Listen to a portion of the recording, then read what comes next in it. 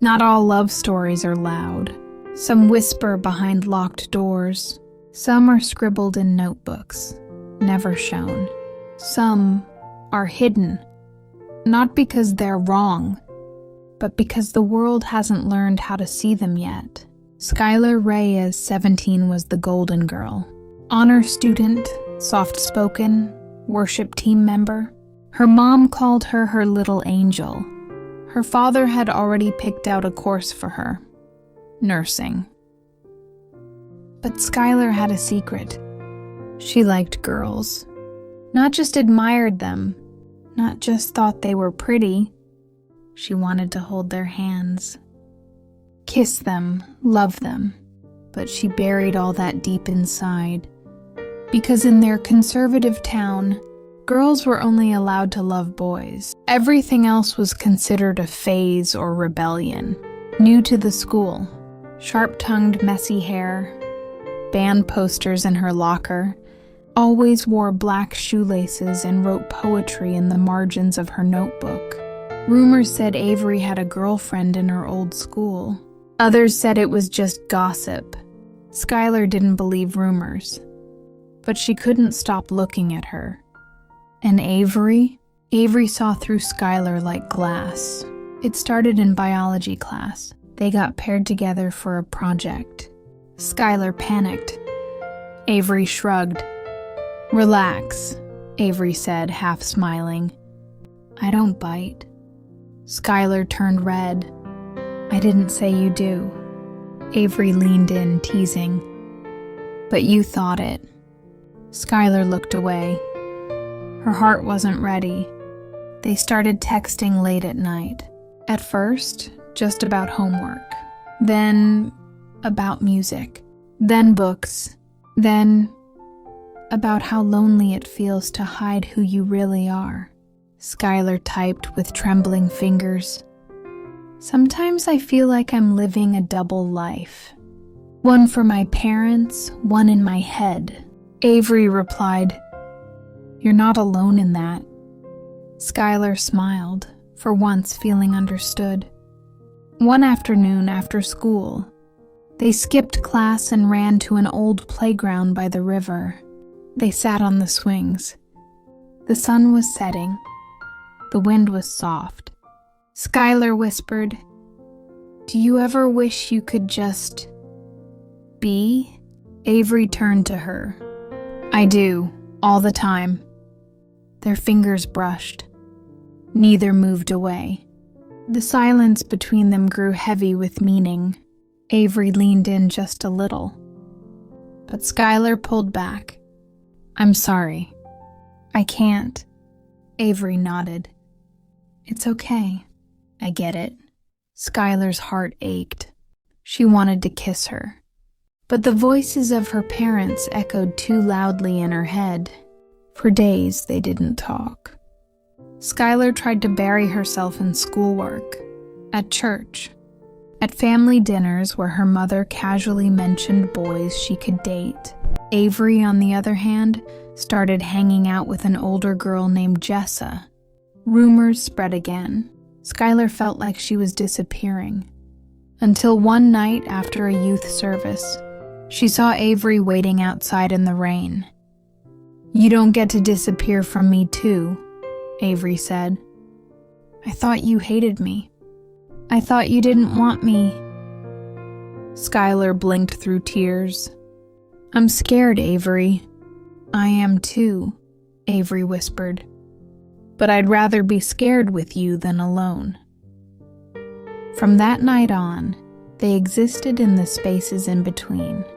Quick glances in the hallway, shared earbuds on the back of the school bus, secret smiles behind textbooks, fingers brushing under the lunch table like accidental poetry.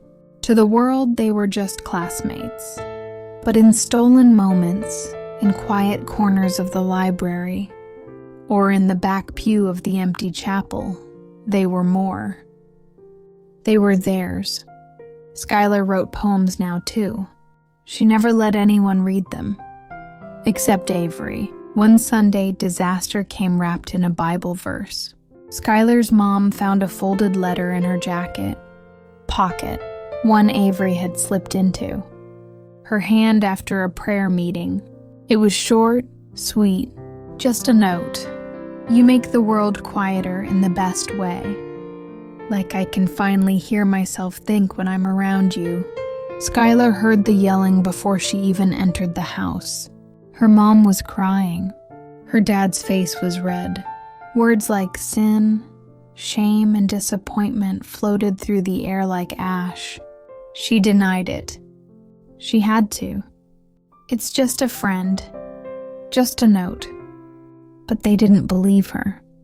And worse, she saw it in her mother's eyes. Her angel had fallen. Skylar stopped replying to Avery's messages. Deleted her social media. Blocked her number. Not out of hate, but fear. Every word felt dangerous now. Every memory a sin to confess. And yet, every night she still checked her phone. Hoping, praying. Then one day Avery left. No goodbye, just gone. Transferred schools, they said. No one talked about her anymore. But Skylar did, silently in her mind. In the poems she never stopped writing. Years later, at 23, Skylar stood on the rooftop of a university dorm in Manila. She was in her final year of med school. Still quiet, still soft-spoken, but different. She had come out, to her friends, to herself. Not to her parents, not yet, but maybe someday. She published poetry now anonymously, some about the stars, some about fear, many about a girl with messy hair and black shoelaces. That night she went to a spoken word event.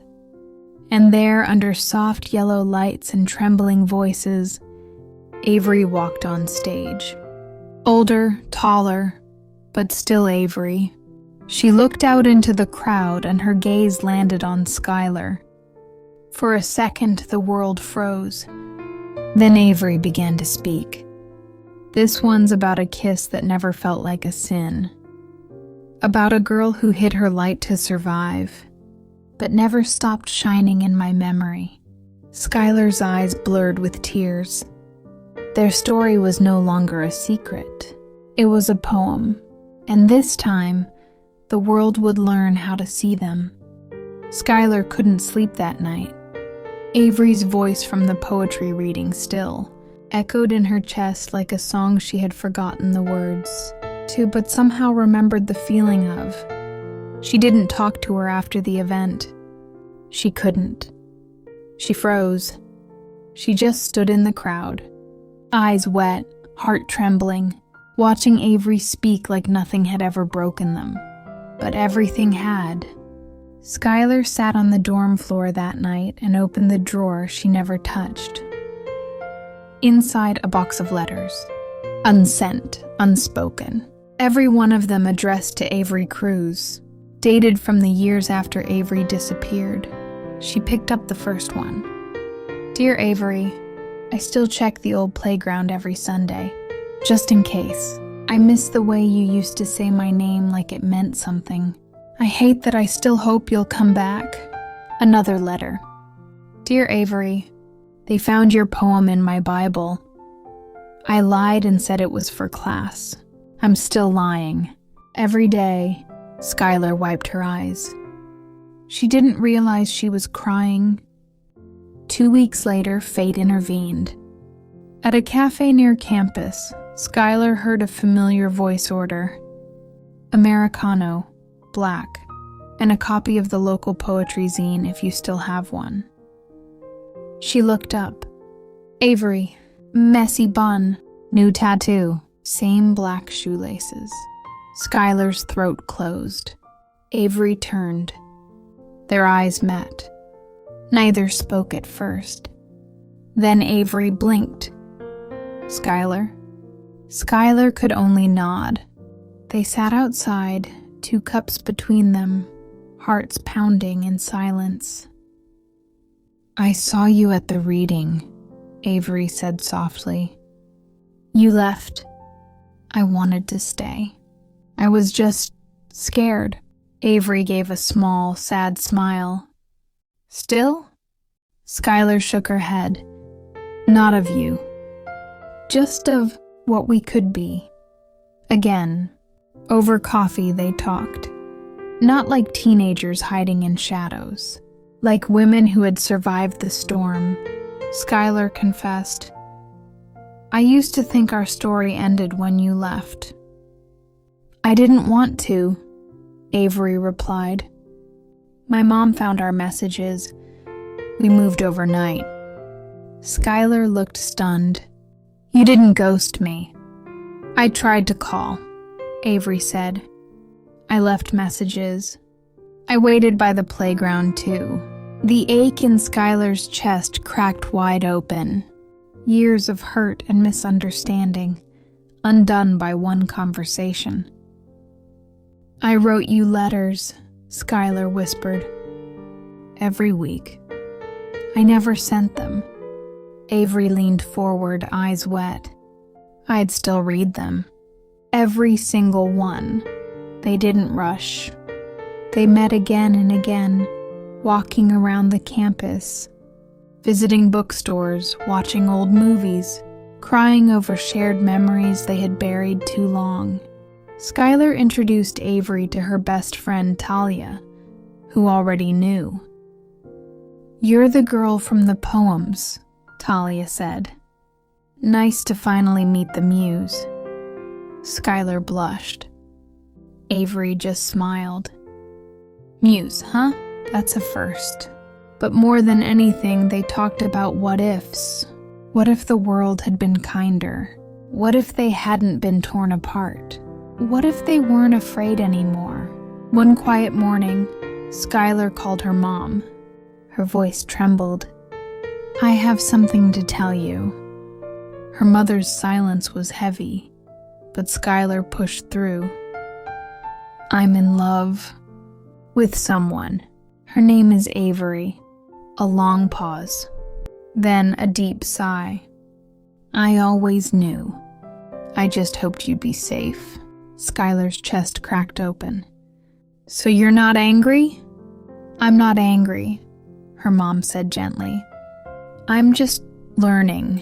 But I love you. That's never changed. Skylar cried for a long time after that. Not from pain, but relief. One evening, on the rooftop where they first saw each other again, Skylar handed Avery a box. Inside, every letter she had written. Avery read each one, eyes filling, hands trembling.